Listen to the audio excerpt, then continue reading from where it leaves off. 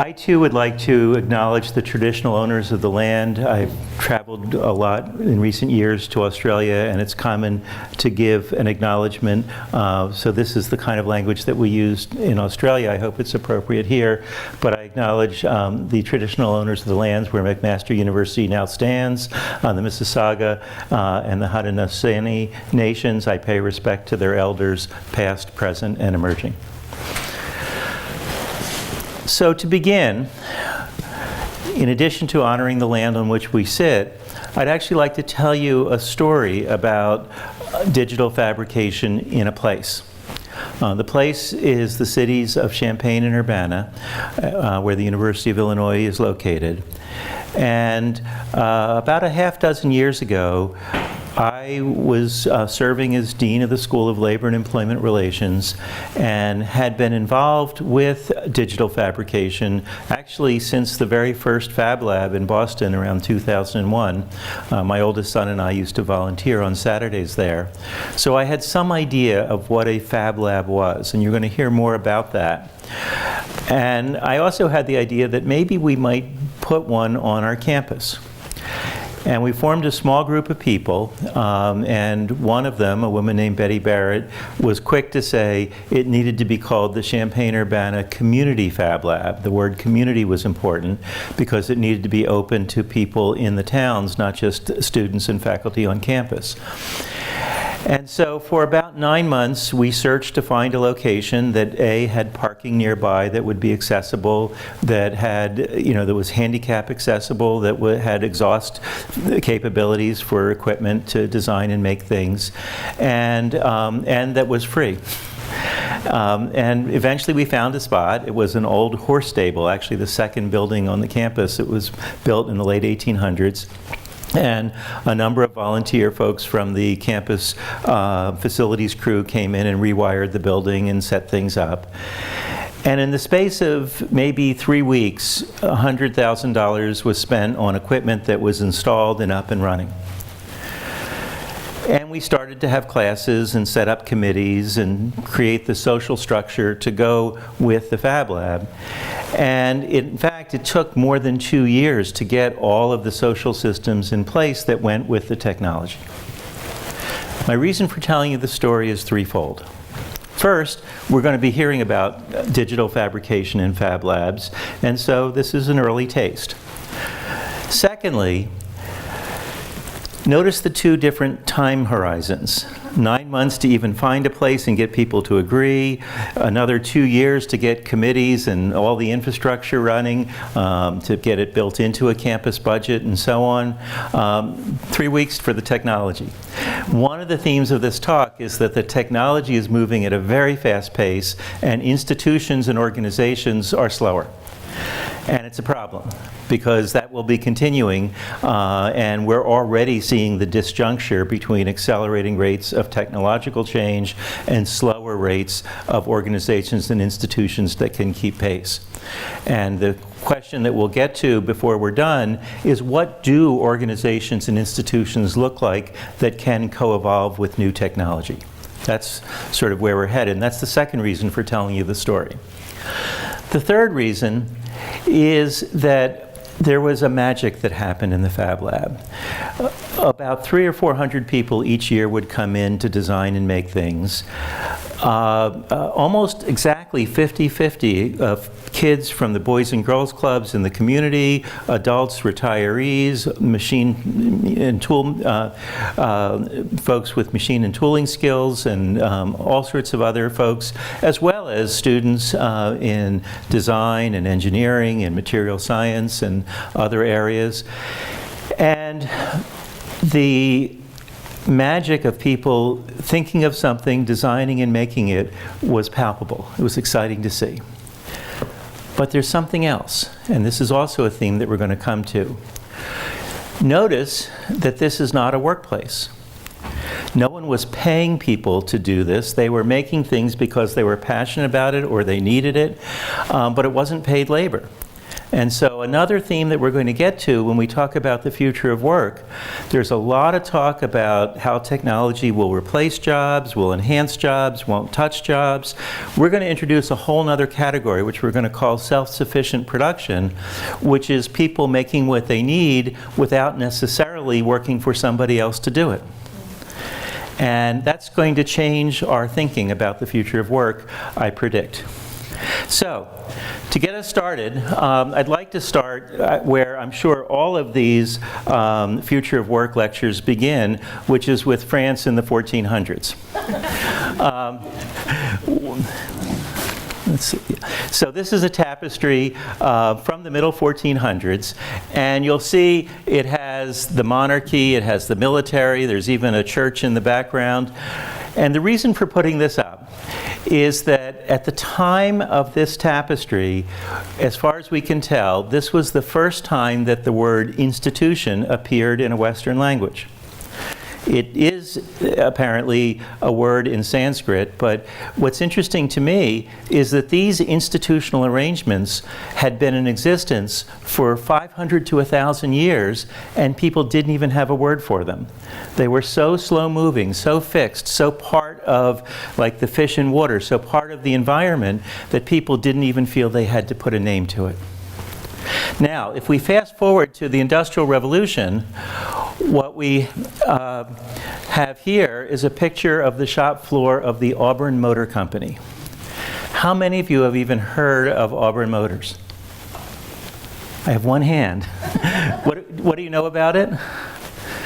Not a lot, just an old car manufacturer. Yeah.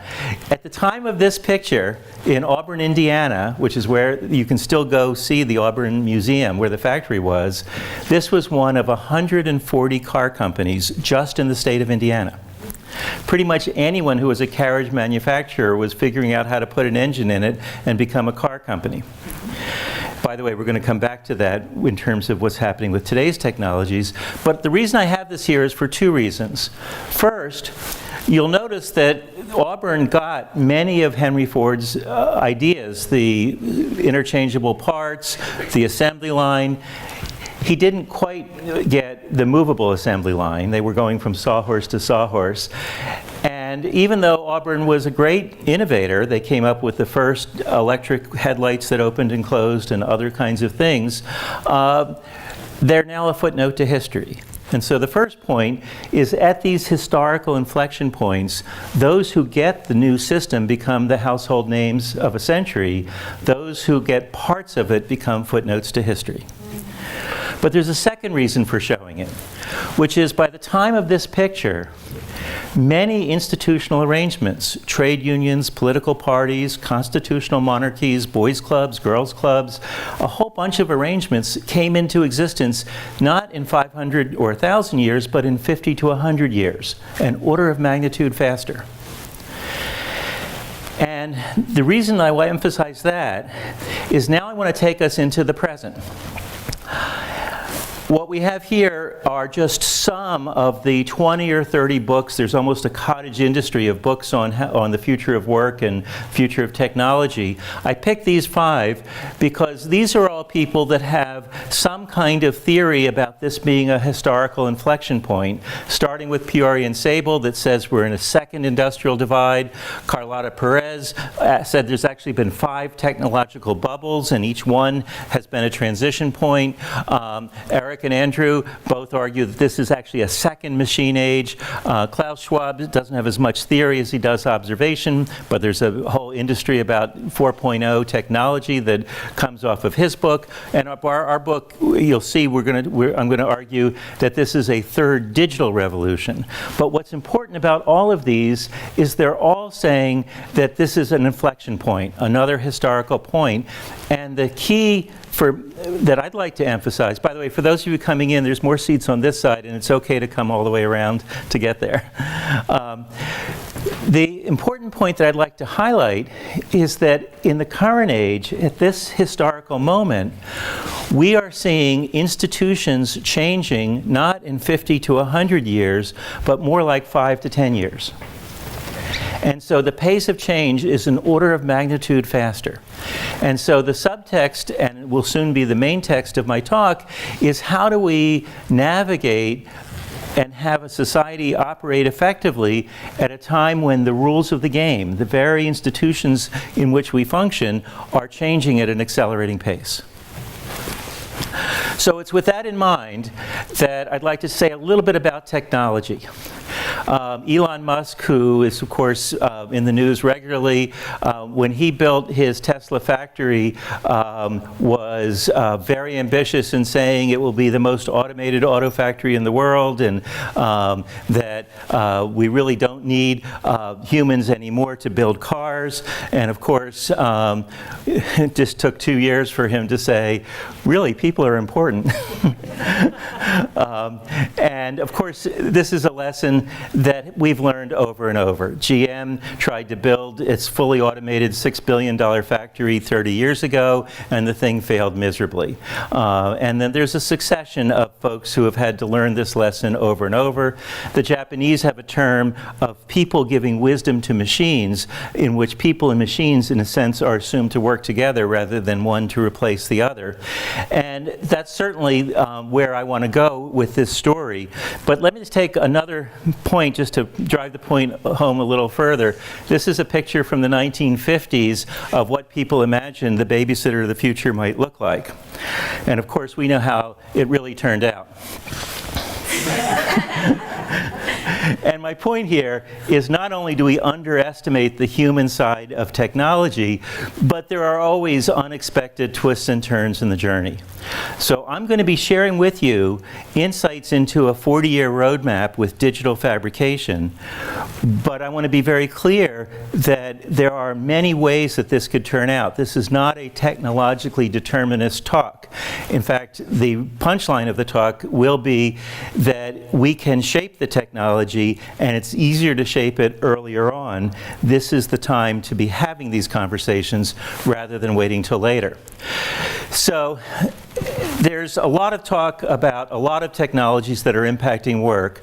We could, and during the Q&A if you want to, also talk about AI, blockchain ledgers. They're actually going to show up a little bit. What's happening with biomedicine, which will also show up in terms of biofab, as well as robotics. But we're really going to focus in on digital fabrication as one of the accelerating emerging technologies. And the way to think about this is the first two digital revolutions were communication and computation. I'll say a little bit about each. My brother, who is a co-author in the book, my middle brother Neil, worked at Bell Labs early in his career, and there were still people around who were there when they switched from analog to digital telephones. Some of you have seen or will remember the rotary dials where a long-distance call would get worse with distance. What the people there said is that the switch from analog to digital communication didn't happen because digital was better. It was. It happened because the advocates for analog either died or retired.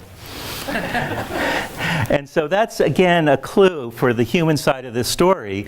But the first digital revolution, and we're going to say a little bit more about that, was digital communication. But we're going to say a lot more about the second, which is digital computation. The first has given us the internet and global connectivity. The second has given us computation power, which is extraordinary. Adding to it is literally the third digital revolution, which is digital fabrication. So here's a way to think about that. This is a Fab Lab. This happens to be one in Iceland, but you can find there's over 2,000 of these labs in the world today, and they are in over 100 nations. And they represent not just a 3D printer. That's what a lot of people think about when they think about a Fab Lab. But they are settings in which we have folks doing basically CAD/CAM computer automated design on computers. We have folks doing electronics. There's a laser cutter. There's a 3D milling machine. There's electronically guided sewing. There's an electronic knife. So there's a whole variety of things that are in this lab, some of which are what we call additive and some of them are subtractive. You either add material on or you cut material away, but it's the combination together that represents what industrial designers would call a rapid prototyping center. That if you are designing a new product, you basically need these 8 or 9 pieces of equipment. It's a bill of goods between $100,000 and $150,000 to design and make almost anything. And the key thing is at that price tag, most communities can afford to build one and in effect own the means of production. We're going to come back to that in a minute. But what I want to do is start with the first and second digital revolutions and take you back to the year 1965. In that year, this guy, Gordon Moore, wrote a delightfully entitled article called "Cramming More Components Onto Integrated Circuits." He didn't call it Moore's Law, but he speculated with 4 data points, which is what you see in the chart in the upper left-hand corner, that if you took not the rate of change, which is the right-hand chart where you can't see any change, but took the log of the rate of change, you could see it forming a straight line of doubling about every year and a half. And he said, my gosh, if that doubles for 10 years, imagine what's possible. He said there might be things that you carry on your wrist that connect to other people, that there could be, beyond that, maybe self-driving cars. The article is remarkably prescient. He was criticized wildly at the time. In fact, one of the critics famously said that this Gordon Moore article was so crazy, they said, and they tried to think of the most absurd thing possible. They said, next thing he'll be telling us that they're going to put computers in doorknobs in hotels. Guess what? In fact, he was wrong. It wasn't 10 years. The chart that's below it is 50 years of doubling of capability of computer components that represents what's come to be called Moore's Law. And it has made fantastic computing capabilities accessible in ways that people couldn't have dreamed. It has also, by the way, raised all sorts of social and complicated issues. And we're going to be talking about just what did we not see in 1970, 1980 that we should have seen, but that we might see now with the third digital revolution. What motivates this talk is that if you plot the number of Fab Labs, starting with the first one in 2001, a year later there were 2, and then a year or 2 later there were 4, and something we've called Lass's Law, because Sherry Lassiter, who now heads the Fab Foundation, would get requests to launch a new Fab Lab, and the pile of papers of requests on her desk was doubling about every year and a half. And in fact, the rate of change almost exactly corresponds to a version of Moore's Law. And so what motivates the book and motivates my talk today is to say we are at kind of the moral equivalent of the late 1970s, early 1980s with the second digital revolution. And here's a way to think about it. At one time, there was one computer in the world. Shortly thereafter, there were room-filling mini computers. Then along came, and there were they were numbered in the thousands. And then along came the hobbyist computers like the Altair that launched companies that are now household names like Microsoft and Google. And they were measured in the millions. Then along comes universal computing with these devices that we carry in our pockets that are more powerful than all the computers on the lunar landing module, measured in the billions. And we're now moving into the era where we have the Internet of Things measured in the trillions, where computing is ubiquitous. Notice the exponential growth from 1 to 1,000 to 1,000,000 to 1,000,000,000 to 1,000,000,000,000. By the way, the cost of the one computer was measured in around $1 million. The cost of the room-filling computers was $100,000. Notice that the cost of a Fab Lab, which is also a room-filling set of equipment, is around $100,000. And here's the roadmap. People are starting to make machines that make machines. So a Fab Lab can make the equivalent to make another Fab Lab. It's a multiplier. And that a business, the ability for machines to make machines is also coming down in cost so that you can get fabrication more in the 1,000 rather than 10,000 range. And what's already in the lab, but not yet in the marketplace, are forms of digital and ultimately programmable materials, not just analog materials going through a digital design and manufacturing process, that will be coming down and down in cost, so that it is conceivable that in 30 or 40 years, the ability to make things will be ubiquitous in the way that the ability to compute is. That's the thought exercise that I want you to kind of ingest. And to do so, what we're going to do is we're going to unpack this by first talking about rates of change.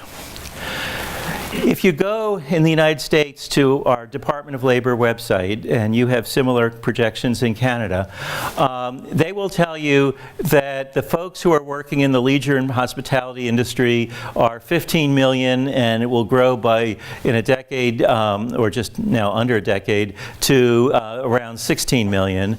They will also tell you that heavy truck and tractor trailer drivers will go from 1.8 million to maybe 1.9 million. When you think about what you know about overland truck driving, what could possibly happen in the middle to late 1920s that might change that linear projection? Electric self-driving trucks. Yeah. Now, it turns out self-driving vehicles are proving harder than a lot of people thought initially, but they're coming. And the point is that when you make linear projections, you're not taking into account things that can be disruptive.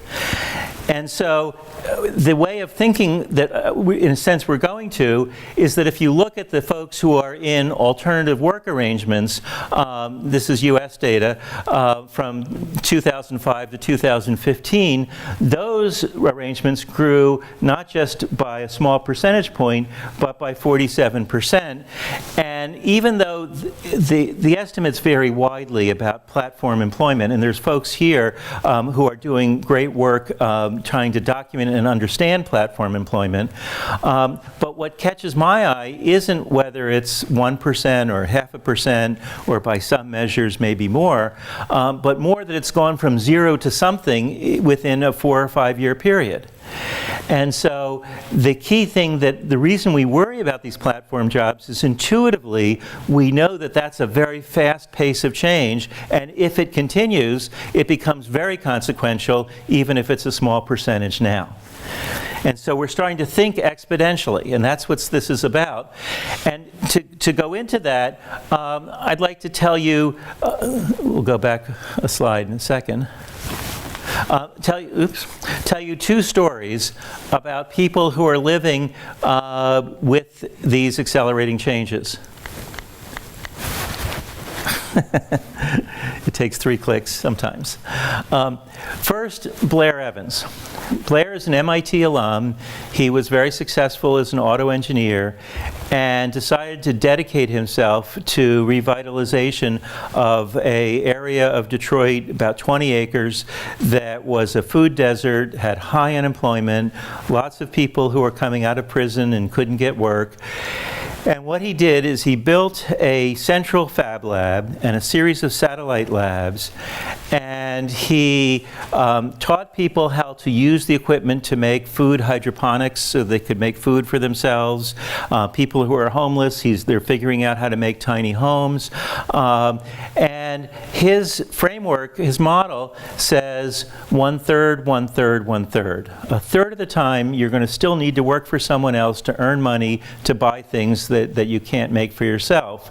But a third of the time, you should have access to the production facilities of a Fab Lab to make what you need. And a third of the time, you should follow your passion and do whatever motivates you through personal expression.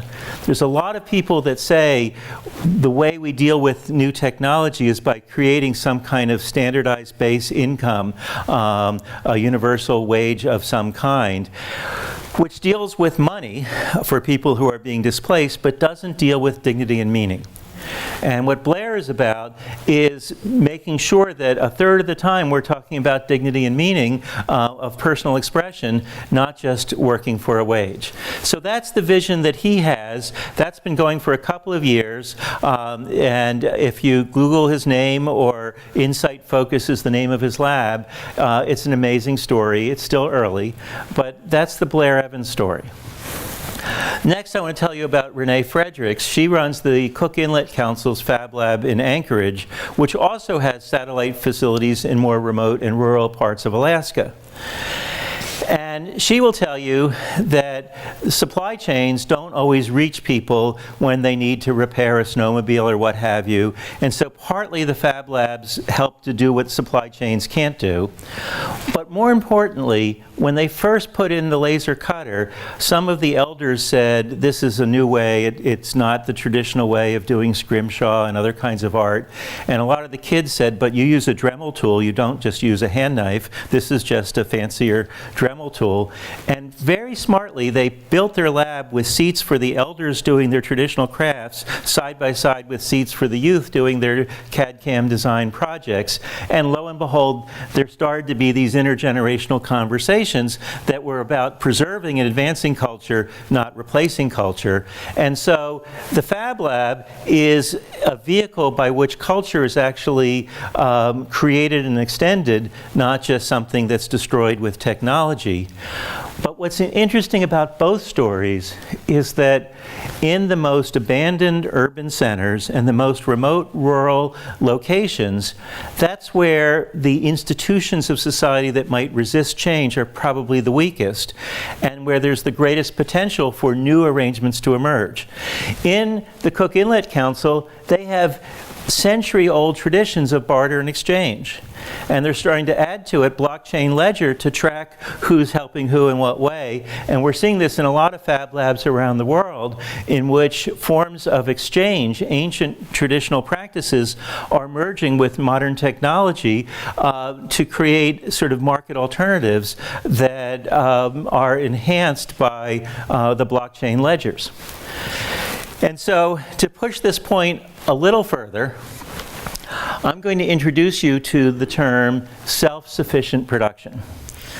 Some of you, of course, are economists, and you understand that the consumer price index that gives us our inflation is composed out of what's called a basket of goods. What does a typical household buy in a year? And this is the urban basket of goods in terms of how much money is spent on shelter, transportation, food, and so on. And I put a couple of pictures of a tiny house made with components assembled from a Fab Lab, a hydroponic food production unit. A lot of Fab Labs will do prosthetic limbs and things that are unique and one of a kind. So there's some medical pieces. This is actually a car being made in a Fab Lab. It's still a hard thing to do, but and building a drone is an easy thing to do in a Fab Lab. Furniture is an easy thing to do in a Fab Lab.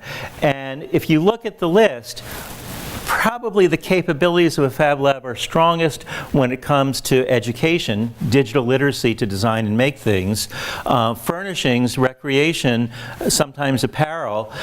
So it's still not the biggest household expenditures that we're talking about, but there's a growing number of things that people can make what they need. I also have a hypothesis that for people graduating college and setting up a household for the first time, this is even more important than for somebody who already has a house full of furnishings. So there could be a generational part to this story. Now, I have a lot more to say about these new organizational and institutional arrangements, but first I want to have you do a deep dive with the neighbors that you're sitting near, and here's how I want you to think about it. Here's the same categories that we just talked about. There's a set of traditional forms of self-sufficiency that happen in all societies, but particularly these urban and rural societies. And then I have a bunch of examples of things that are made in Fab Labs or makerspaces or similar kinds of entities. And I'll come back to put this up for you in a minute, but here's what I want you to do. We're going to have small groups of 2 or 3, so maybe 2 or 3 people here, here, 2 here, 2 here, 2, 3, 2, 2. Turn to your neighbors, 2, 2, and 2, and so on.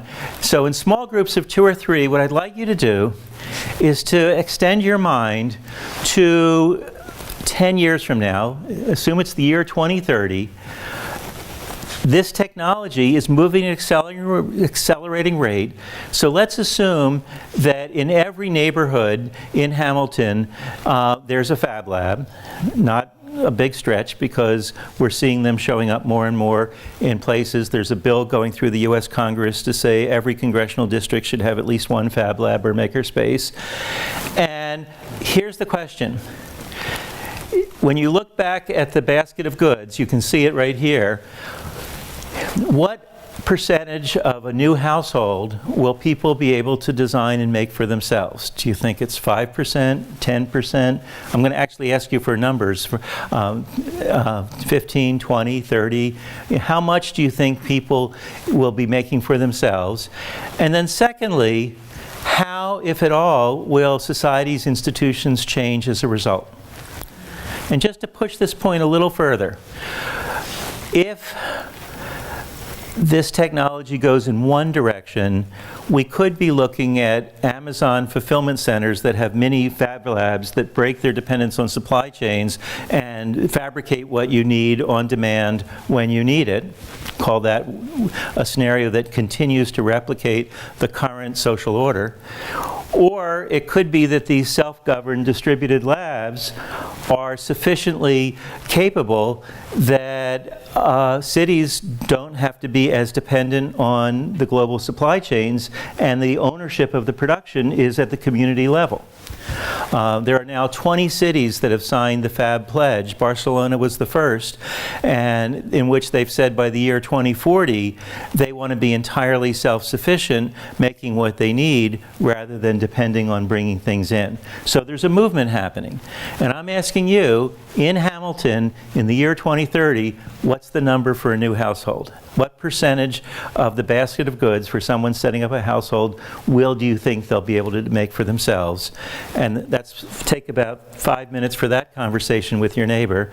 Part 2 is, if that were to happen, whatever percentage, call it 10%, think about 0.5% of jobs, platform jobs, and how much of a change that's been. What will it do to our legal institutions, our economic institutions, our political institutions?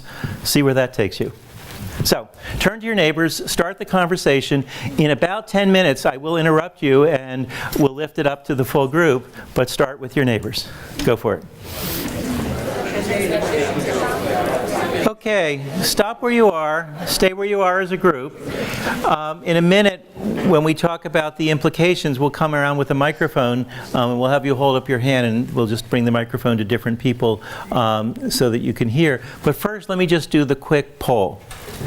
So I'm going to go 5, 10, 15, 20, 30. How many of you think that at least 5% of a household, people in the year 2030, will be able to design and make for themselves? If it's more than that, you still hold up your hand, but at least 5%. So almost all of you. How many of you think it could be at least 10%? Wow. How many think 15%? We've got some bold ones. 20%. How many think 25%? Now I'm seeing some hands shaking. How about 30%? We still have a couple. For those of you that are in the 25 to 30% range, let's see if we can bring the microphone around. Do you want to just tell us a little bit about your thinking? Clearly, some things will, if you had access to this rapid prototyping technology and it improves over 10 years, it would be amazing if people didn't turn to this. But we're now talking more than a third of a household expenditures. What's some of your thinking? Anybody, go ahead. Can we bring the microphone over? You can pass it down.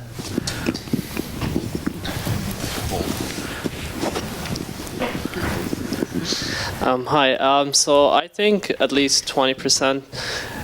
is it's a decent number because we are seeing lack of food. We have food problems, and we're seeing a movement towards vertical farming. So we're using height, not just the traditional two-dimensional farming. We're making use of our height space, so they're turning warehouses into vertical farms. So I can see people implementing that by themselves and saving cost and growing leafy greens, fresh food available. So along with recreation things, I do see it possible. And then there's other things that, of course, if you like recreational, that you would do as well.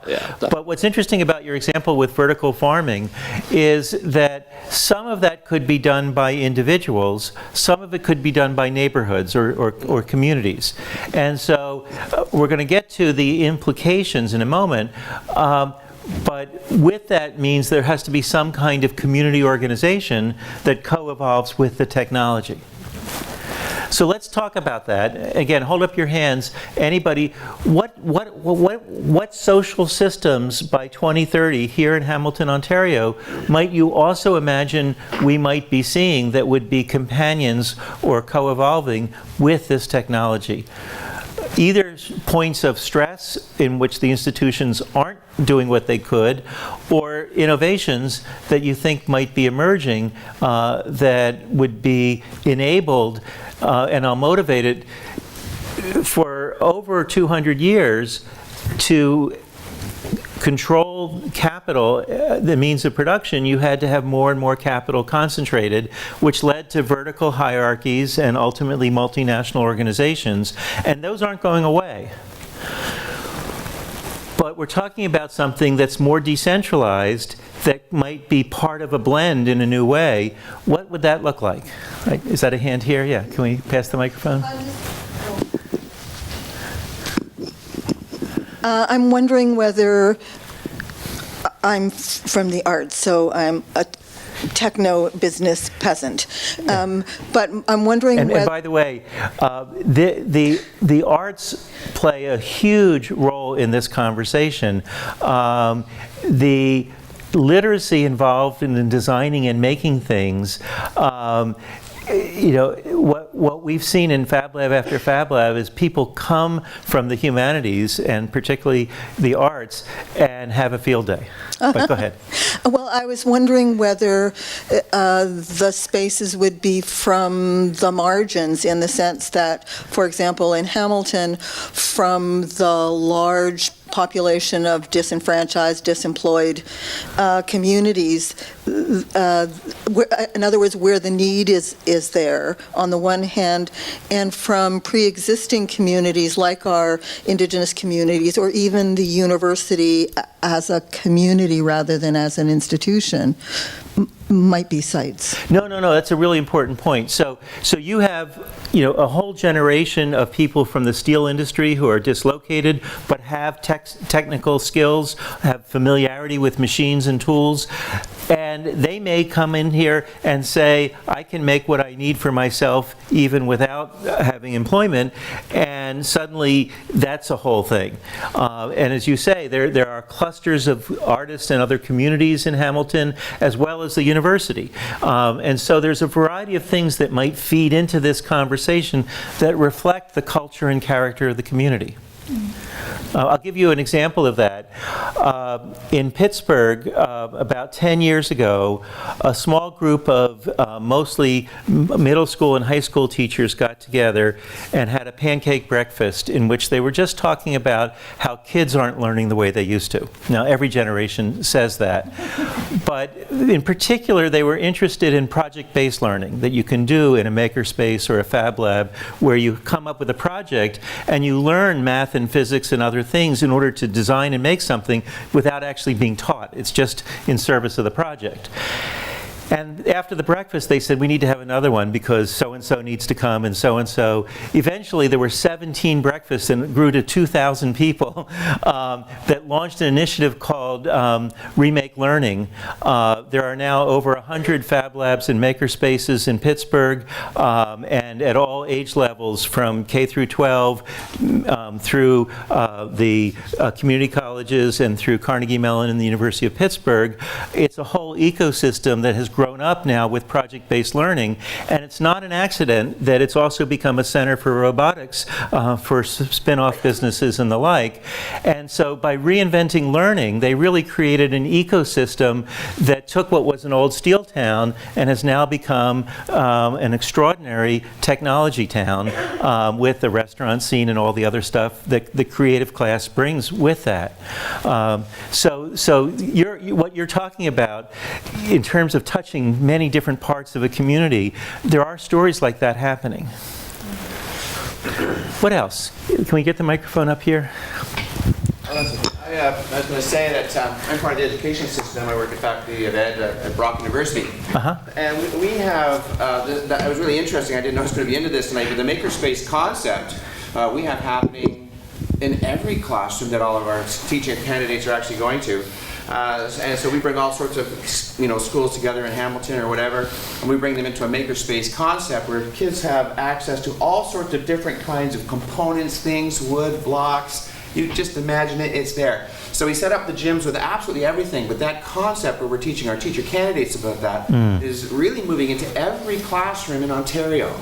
That makerspace concept, which our Fab Lab concept is. So we have kids already totally thinking about that concept. So when you were taking a look at what will be the percentage of people involved with those concepts, I was way off the scale high. 70% is what we'd be doing, not just something very low. And kids are thinking that way now. Yeah, and first of all, thank you for sharing that. And I think that's, some people in the room may have known that, some may be delighted to hear it.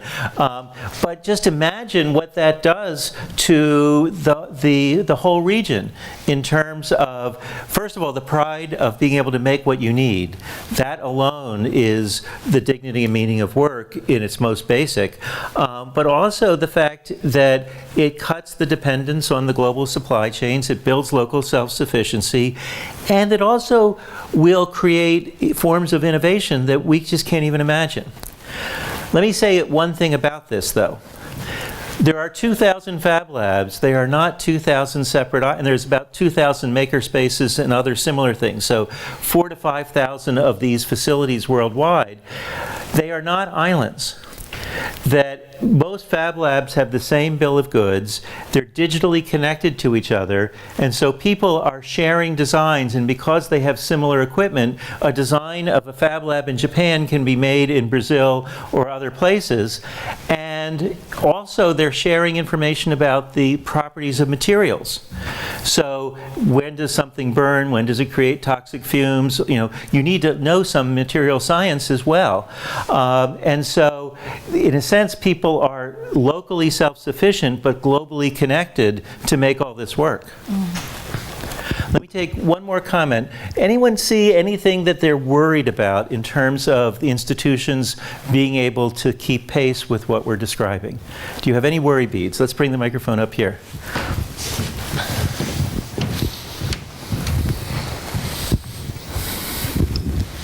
I think there'd be a stress point when the new systems start to compete with the old. So, for example, if you took something basic like food, and people started to do a lot of local food production, and it began to threaten big grocery stores, then they would want to clamp down and somehow have that made illegal, or you can't share any food, or you can't, it has to be under very expensive, conditions that Right. you produce it, et cetera. They would try to legally make it difficult. So yeah, the political scientists use the term policy capture, that those who have positions of power will pass regulations on exhaust fumes and other kinds of things that in fact make it more difficult for this kind of self-sufficient work to happen.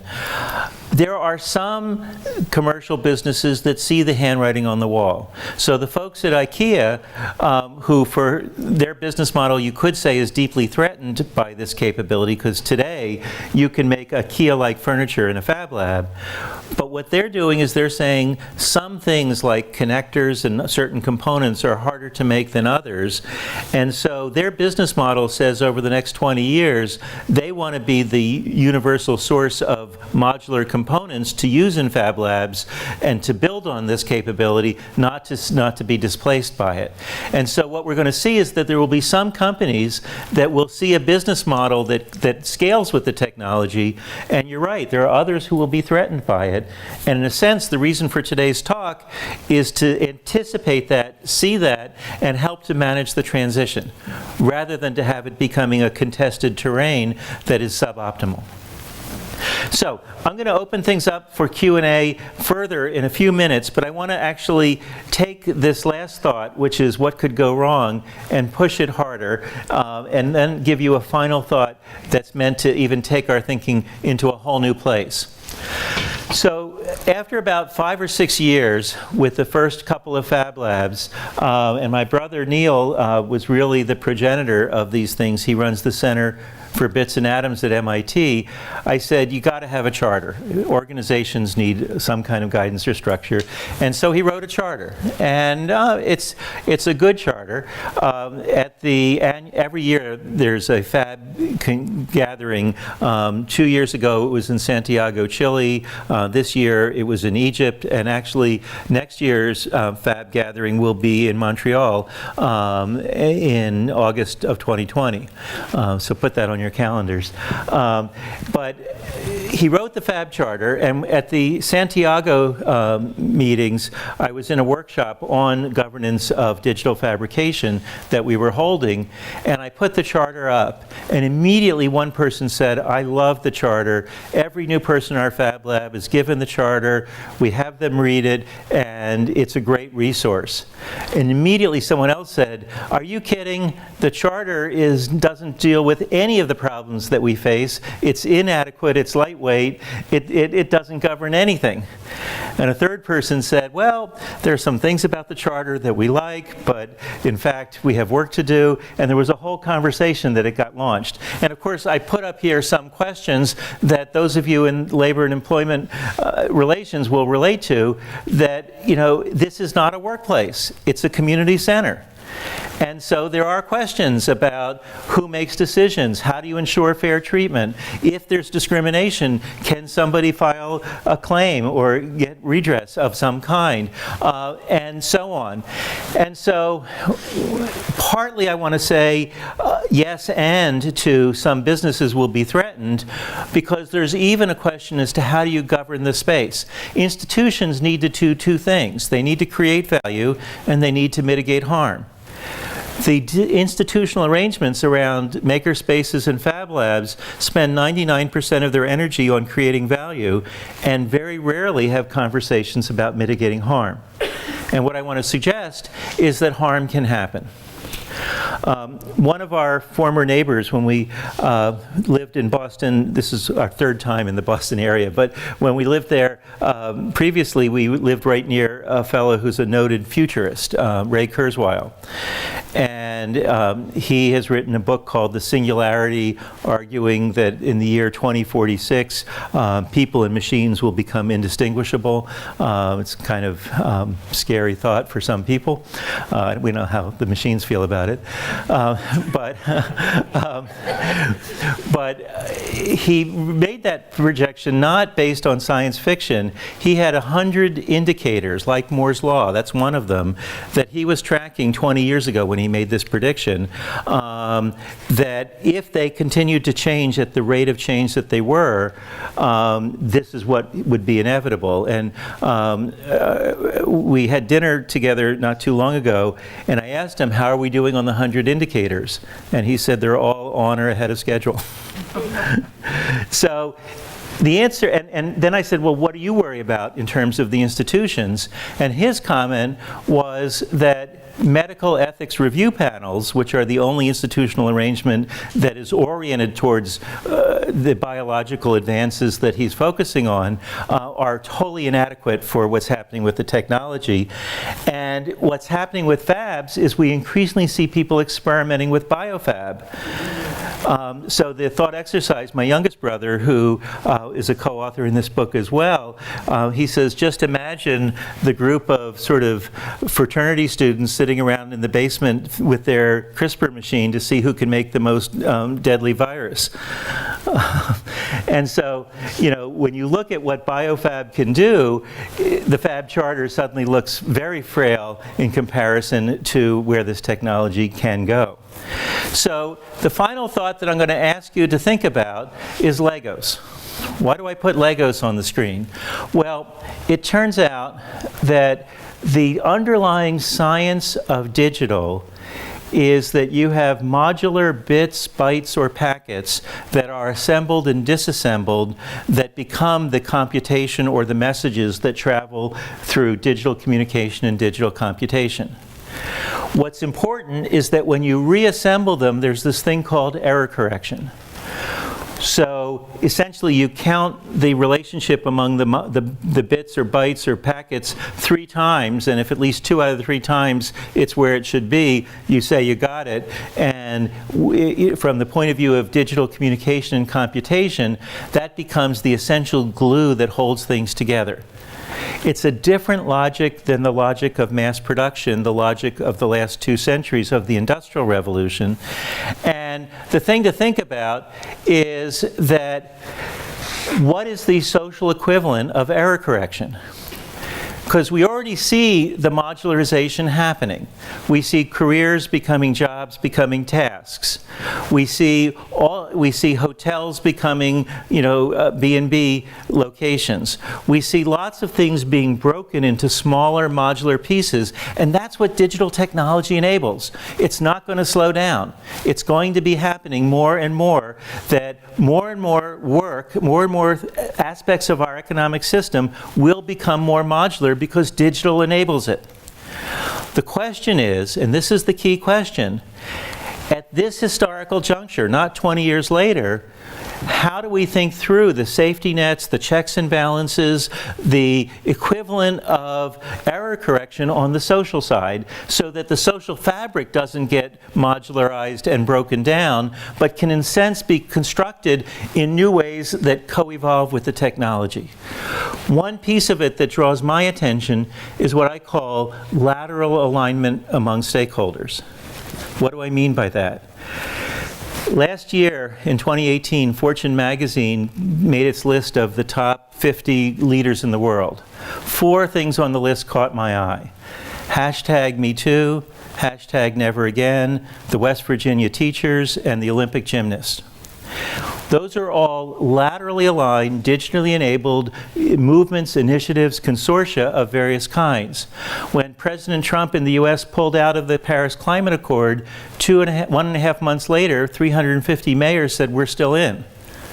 Now, that wasn't just accidental. For a decade, mayors of different groups had been talking to each other about climate change, so when they needed to act, they could connect laterally and act as one, and actually US foreign policy is now on climate change being made more by mayors than it is by the White House. And the point about that is we see a growing number of folks, and the Fab ecosystem is a great example, where the Fab Academy, which teaches classes to help people build mastery of designing and making things, is now a university graduating people even though it doesn't have a campus, it doesn't exist, except as a weekly class where people learn and do projects. The Fab Foundation is laterally connected, very flat horizontal organization helping to launch new Fab Labs and to advance these frontiers. The Fab Cities project is again one of these horizontally connected entities. And so my hypothesis is that as things become more modular, we need these lateral connections and these safety nets and these other practices that we can advance that will work with something that's more distributed, more moving at a faster rate of change, and that is in fact both transformative in the positive sense and disruptive in some negative ways, which all technology always is. So with that in mind, the last thing that I'll say is that we did a global stakeholder survey, and I'm interested in these horizontal stakeholder alignments, so we survey stakeholders to see where they're at and where they might be aligned or misaligned.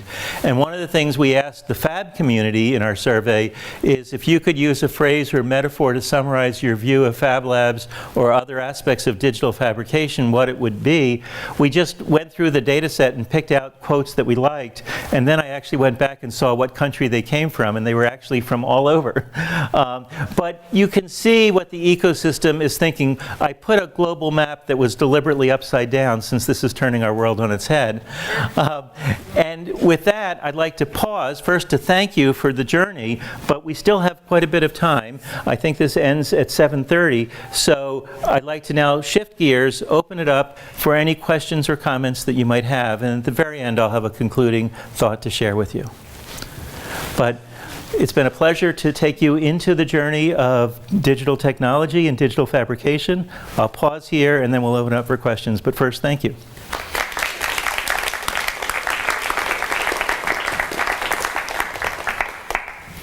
I'll deliver the mic to whoever wants to. So we've got a hand over here. And the room's big enough that if the mic doesn't get to you, you can project. But if we can get the mic to you, so much better. I'm thinking about the lateral distribution, Yes. the lateral expertise. It becomes a global network of one thing. Let's say a lateral organization of X. So now you have a global organization of one community. So you have a specialist that's part of the community, but the specialist lives in a Hamilton, something like that. Okay, so that's what I envision, because we see it already. It's happening with academics in just about every field.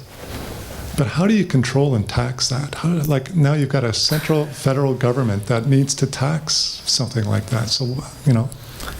No, it's a profound question, because we've got these inherited models of taxation and governance that we still need, because there are certain functions that national, federal, state, province, and local government serve that we still want to have. We want to have a police force, we want to have fire departments, we want to have health care, and so on. And so the challenge is that the economic entities are no longer place-bound. As you say, they're globally connected. And so where do you draw the lines for what is Hamilton and not? I find that to be a profound challenge. I don't have an answer.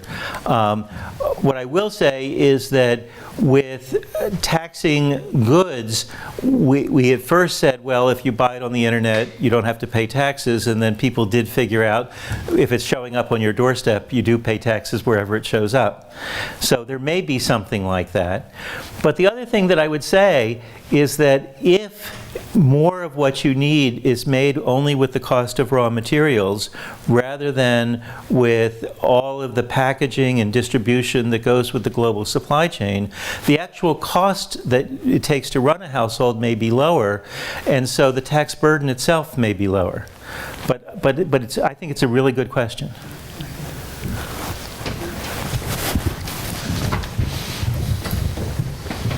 And by the way, it's the kind of question to be asking now before we're in a crisis mode, rather than 10 or 20 years from now when people are surprised that suddenly the ground has shifted under us. Hi. I just wanted to return to the comment you made earlier about this kind of nefarious frat house. Yeah, once you have that image in your head, it's sort of hard to let it go. I guess more broadly, I'm interested to know about your thoughts on the future of how this class of restricted goods is going to be regulated. It seems like today there's even at the debate tonight, there's this talk of gun control, but will that become a totally antiquated dialogue in light of how easily manufactured it will be in 10, 15 years from now? So I really want to lift up your comment in three ways. First, right now, the control that happens with digital fabrication is because they're in community centers. So in remote India or in downtown Detroit, they'll say kids come in and the first thing they want to do is, how can I make a knife? And they say, no, we don't make weapons in a fab lab. And so there's some deep norms that are helping to make sure that people don't use the technology to make bad things. But if we're going towards more and more personal fabrication, at one point you had to go to a printer to print something, and then pretty soon you could attach a printer to your computer. It's not too far-fetched that you'll have a fabricator to attach to your computer. And so now if we're in the home, we no longer have community norms. So the second point is, how do we build into the technology control mechanisms of some kind? And what I would say is that some of it happens at the neighborhood level, some at the regional, some at the national level, but we do need to have institutional arrangements that worry about misuse of the technology and that are involved in, when you see instances, how do you react, and so on.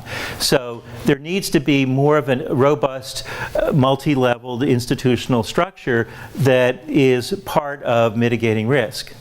So that's the second point, which we don't have, but which many of us are trying to help make happen, and I would urge more of the same in Hamilton, that you think about where are the forums at the neighborhood or city level that people talk about what could go wrong and how do we deal with it.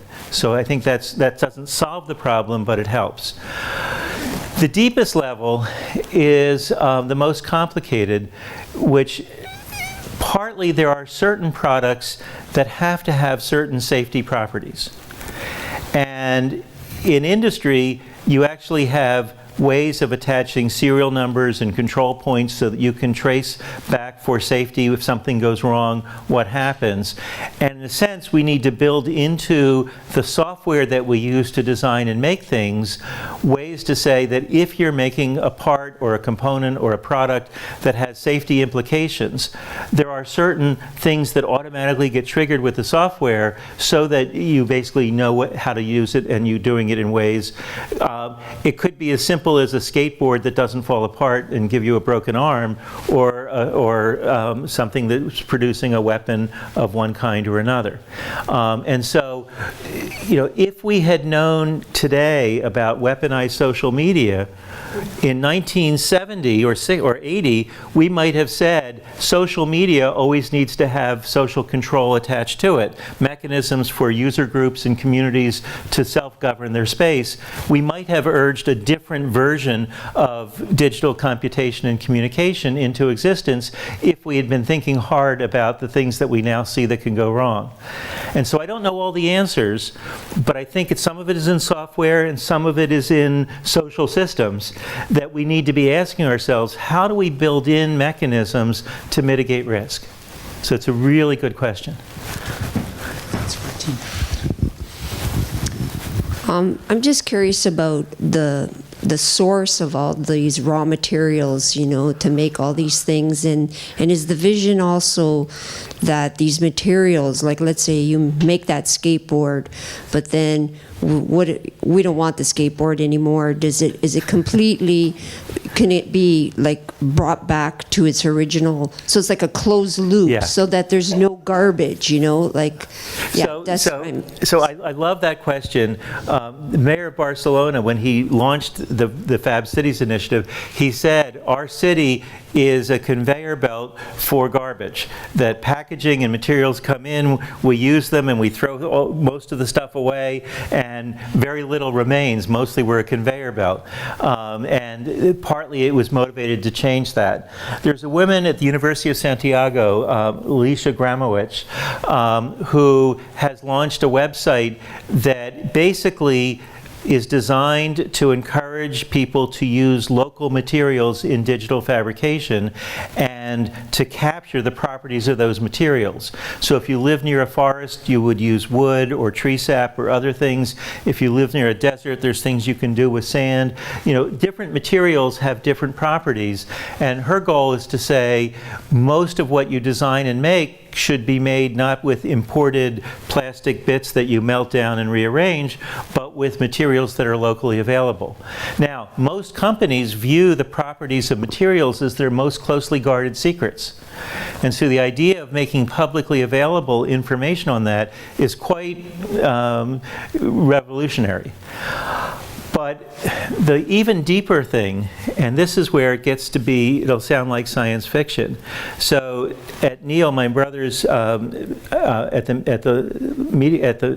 Center for Bits and Atoms, what they're doing is working at the molecular level.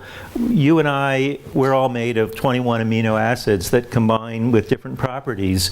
They're developing these small molecular materials that are conductive or have different properties, and building products out of those materials at that level, which allows them to, ultimately he wants to, by 2040, create the Star Trek replicator, where you can rearrange the atoms and then rearrange them again. And even though it sounds like science fiction, there's actually prototype versions happening. And so it is conceivable by 2040 or 2050 that you could build that skateboard out of modular elements that you put together at the mine head, and then you reprogram them and it becomes a different size skateboard or something else. Because once you get to programmable materials instead of analog materials, the limit is truly our imagination. And if the technology goes there, then it's a much more closed loop kind of ecosystem. So my question is about the turnover of stock materials. Yeah. So thinking we're all urban and suburban, my house and all the houses around me are good for 80 years. I see people's cars 25 years, telephones 2 or 3 years. But there's this whole question about the stock materials that already exist. Would you comment on this? Certainly. So you heard me mention earlier this notion that we may see this move fastest with people who are just setting up households. Because what I see people doing is saying, I can design my kitchen cabinets and my furniture to match the space that I'm in. And once you know how to do that, if you move to a different space, you might rebuild some of it or design new. But there's a sense in which the stock is more matched to your needs and what have you. But I think the way you're framing it is exactly right, that different parts of our built world have different time horizons attached to them. And the ability to design and make things has to sort of work with that cadence.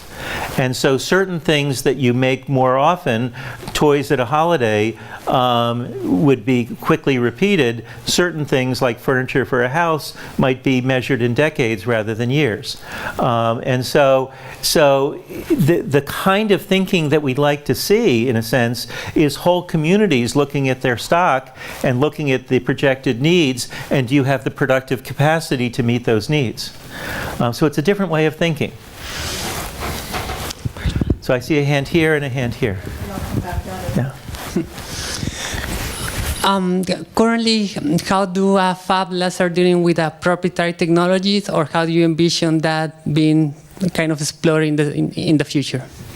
You're saying prototyping versus? Proprietary. Proprietary. Proprietary. Yes. So if you think back to that Fab charter, the Fab ecosystem has an ethos about open source, open sharing of ideas. Now, something happened about 10 years ago in the Fab ecosystem that was a real shock. Up until that time, the designs to make 3D printers were open source as well. And the technology was advancing in this open kind of shared environment. Everyone held hands and sung Kumbaya and what have you. And then one of the leading companies that was making 3D printers got purchased by a larger organization, and they took their designs private. And it was really a kind of shock to the system. And their next third and fourth generation equipment, they're not sharing the designs for it. And people say you're breaking the norms, and they say, well, we're in business. And so if you talk to folks in community colleges that have these Fab Labs, they want to see spin-off businesses because people do prototypes and then go into full-scale production, and it's a good thing. And so there is a place for proprietary intellectual property that fits into the current business model. But what's coexisting side by side with it is this open source, open sharing ecosystem and culture. If the two sit side by side, that might be okay. But if one tries to crush the other, that then becomes problematic. And so the whole idea of intellectual property is, it's both a generator of innovation, so you don't want to lose that, but it's also a different logic than this open sharing of designs and material properties. So this is a case where the norms, the deep norms that are in this space are in motion. And it's not clear how that's going to come out. But it's certainly the case with the first two digital revolutions that it settled heavily on the side of protected private property rather than openly shared resources. And this could end up the same way. And really, as I said at the beginning, the motivation of my talk is now is the time to be having those conversations so that you don't get blindsided by large economic engines that are suboptimal in some way. Large economic engines can be good too, I want to be clear about that, but we've already seen how it can be distorted. We probably have time for one or two more comments or questions. Maybe three. Three, okay. 1, 2, 3. I was just going to ask the kind of numbers of these Fab Labs that are in the world. So there's 2,000 today, and literally when we wrote the book, there were just 1,400. And actually we started writing at 1,400, then it was 1,600, and we had to send the manuscript off to the publisher. But what's happening is communities are discovering that. And by the way, we see a lot of them in universities, we see a lot of them in community colleges, a lot in K through 12, some in museums, and surprisingly, maybe not surprisingly, a lot of them in libraries. And the library model is an interesting one. Let me just stay with that for a minute. When Andrew Carnegie did some terrible things as an industrialist, but one thing that he did as a philanthropist was to spend the equivalent in today's dollars of $6 billion to have libraries in communities across the United States and many other parts of the world. What most people don't know is the libraries were built around 1915 to about 1925, and they started all failing. Because people discovered, this won't surprise many of you, libraries needed librarians. And there was no source of librarians. So many of the flagship state universities launched in the 1920s schools of library science to generate a whole class of graduates who could populate these libraries and actually run them. And so it's interesting to think about the sort of the human capital that goes with the technology. Libraries were about math and reading literacy, particularly reading literacy. The reason that libraries are setting up makerspaces and Fab Labs is because people say in the 21st century you need design literacy. And this is very much aligned with their mission. So what I predict that we'll see is not just lots more of these labs, 2,000, and the number's growing, but satellites off of them. So when we built the Champaign-Urbana Fab Lab, the two libraries in town set up satellite labs that were connected but smaller. And so you start getting in a whole ecosystem of capability that's built around that. And so pretty soon the numbers won't be in the thousands but in the millions, because we're going to start to see this becoming more personal in the same way that we saw with computation.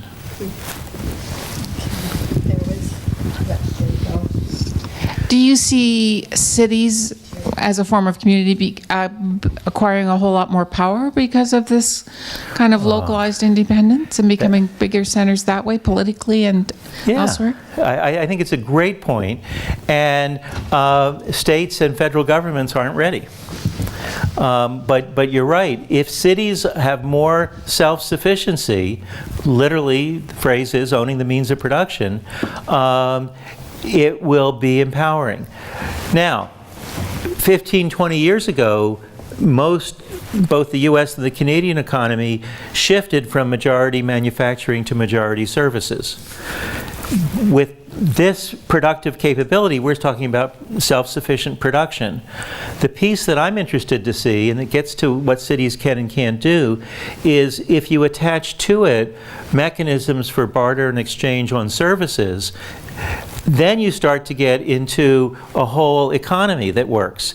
And what we do see is some cities are adopting their versions of Bitcoin to create their own local financial economies, and that's actually growing. And so I'm interested to see how services and production co-evolve together, and I think communities, neighborhoods, and ultimately cities may be the appropriate unit of analysis.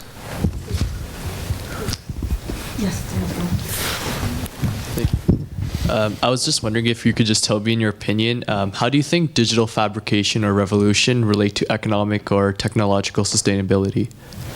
So the phrase that I've used, self-sufficient production, is emblematic of what I hope to be economic sustainability. As I said in the beginning, it could become Amazon fulfillment centers, which would not be sustainability, although it would be an economic model that could go a long way. And so I guess the final thought, because I know we're at time, is to say that ultimately this is about choice. That ultimately the technology itself is not deterministic. The fact that it's moving at an accelerating rate is deterministic. It is going to evolve and get faster, better, and cheaper. You can count on it. The real question for all of us is, what society do we want to surround the technology with? And now is the time to make those choices, not to wait 10 or 20 years to discover it went ways that we wouldn't want. Can I just push my luck as one of the organizers here, and just one of the phrases that kind of obsesses me on your chart is a space to revolutionize the power of the individual. Yes, that's here. And it's kind of freaking me out because it's, you know... Notice it came from the United States. Yes. So guilty as charged. I just wonder if as a past final note, you might address the danger of, or the, maybe you don't think of it as a danger, but just address that. No. I thank you for that as a concluding comment, because what's exciting about digital fabrication is that it happens in a community, in groups, and it actually builds. I mean, when we were volunteering in the first Fab Lab in Detroit back in 2001, I remember Mel King, who was an amazing organizer and a political leader in Boston, just to give you a sense of him, then you'll understand where this is coming from.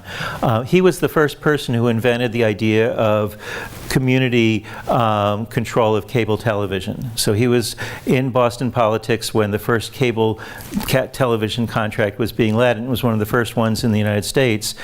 And he said, well, you need to provide hours where the community has access to your studio. And the cable companies were saying, this is expensive equipment. We just can't open it up to the community. And he said, well, you'll train them, won't you?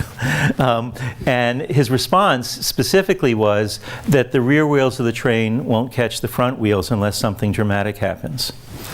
So that's sort of his thinking.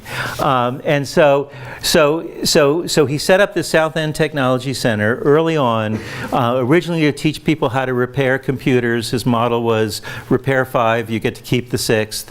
And he invented this notion of teach to learn to teach, in which people would learn about the technology and then teach others. So he would have junior high school students teaching younger kids. And we were volunteering and helping out with the Saturday Morning Girls Club. And these 8 or 9 girls would come every Saturday morning and would be making jewelry, making various things, whatever their passion was. But there's 2 things to say about it. One is that one day Mel said, Joel, I'd like you to come to this Friday night dinner in this same area, Tent City, where this was taking place. And I did, and there was all these women that he introduced me to. He said, you need to know that these are the moms that make sure their girls show up every Saturday morning. It's not that yes, they're motivated and energized, but there's also a social system behind them that's enabling this to happen. And just the other day, I was I had a picture of one of the girls that was in a different presentation, and I was told that she's now in college studying engineering. And so in that sense, this is a whole social story about how this capability gets built. And you're right, if it just comes down to individuals having their own fabricator in their own home, you lose that. And so part of the urging into existence is, even if the technology allows you to have things in your home, can there be a connected social structure attached to it that's built in from a design point of view, however that's thought of? Because we're certainly depending on the sharing of designs and technology, but even more so, we're depending on the social fabric surrounding the technology in a way that creates a future that we want to be in. Let me say thank you.